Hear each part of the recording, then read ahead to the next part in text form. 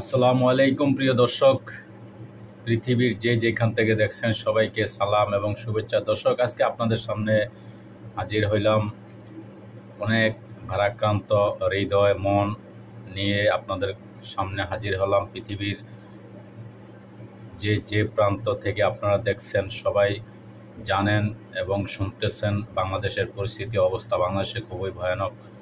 গত কয়েকদিন যুদ্ধে পরিণত, বিশেষ করে গতকালকে বাংলাদেশে যে ঘটনা ঘটে গেল, একটা রীতিমতো একটা যুদ্ধের মতো, বিশ্বযুদ্ধ, গেরিলা যুদ্ধ যাই বলেন, যুদ্ধের মতো। দেশে অনেক ক্ষয়ক্ষতি হয়েছে, প্রায় 10 থেকে 12 জন, যেটা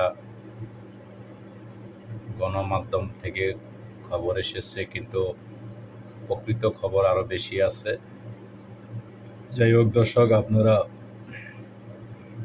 আমরা যারা প্রবাসে আছি প্রত্যেকে দেশের প্রতি আমাদের নজর খেয়াল, আমরা দেশের দিকে তাক করে আছি। দেশে কি হয় না হয়, প্রত্যেকটা প্রবাসী আমরা পৃথিবীর যে যেখানে আছি সবাই আমরা বাংলাদেশের দিকে, যেহেতু আমাদের মাতৃভূমি, জন্মভূমি বাংলাদেশ, ওই দেশের দিকে আমরা সবাই তাকিয়ে থাকি। দেশে কি হয় না হয়, ভালো মন্দ, কারণ প্রত্যেকের ফ্যামিলি দেশের মাটিতে আছে।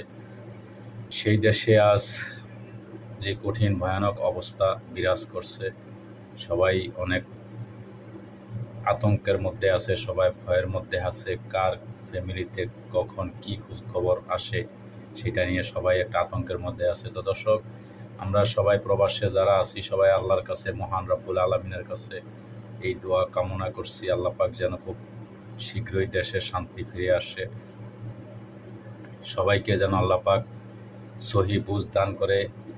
এই একগোড়ামি, এই অহিংস আন্দোলন, তারপরে সব মিলিয়ে দেশের সরকার থেকে আরম্ভ করে প্রত্যেকটা লোক যেভাবে একটা প্রতিহিংসার মধ্যে আছে, কারে মেয়েরা কে খাইব, এত হিংসা, এত প্রতিহিংসা মানুষের মধ্যে থাকতে পারে, এটা একমাত্র আমাদের বাঙালি জাতি হিসেবে আমরা কলঙ্কিত। পৃথিবীর সেই রকম কোথাও নেই এইভাবে হত্যা করে, মানুষ মারে, মানুষের প্রতি মায়া কোনো কিছুই অবশিষ্ট রইল না। এই যে সেই দেশ, মানুষের প্রতি আপনারা অবশ্যই সেদিকে খেলবেন।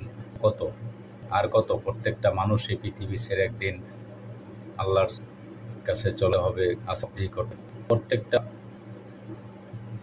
সিএনজি পর্যন্ত আল্লাহর কাছে আপনাদের কৈফিয়ত দিতে হবে, সেদিকে আপনারা খেয়াল রাখবেন। আল্লাহর ভয় আপনাদের ভিতরে কিছু হইলেও রাখেন, ভয় করেন, মৃত্যুর ভয়, এত অতিরিক্ত কোনো কিছুই ভালো না। তো দর্শক, মানুষকে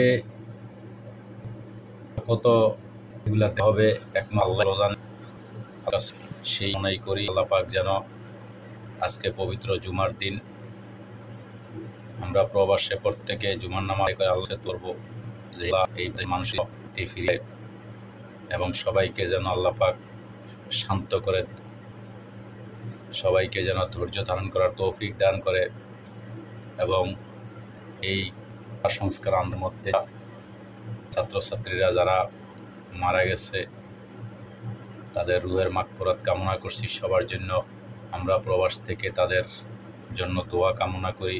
আল্লাহ পাক তাদেরকে যারা ফ্যামিলি, আল্লাহ পাক ধৈর্য করার তৌফিক দান, সেই কামনা মহান রব্বুল আলামিনের কাছে করছি। আল্লাহ পাক হেফাজত, আপনারা, আমরা সবাই সবার জন্য ইনশাআল্লাহ দোয়া খায়ের করবো ইনশাআল্লাহ। আজকে এই পর্যন্ত, ভালো থাকবেন। আসসালামু আলাইকুম।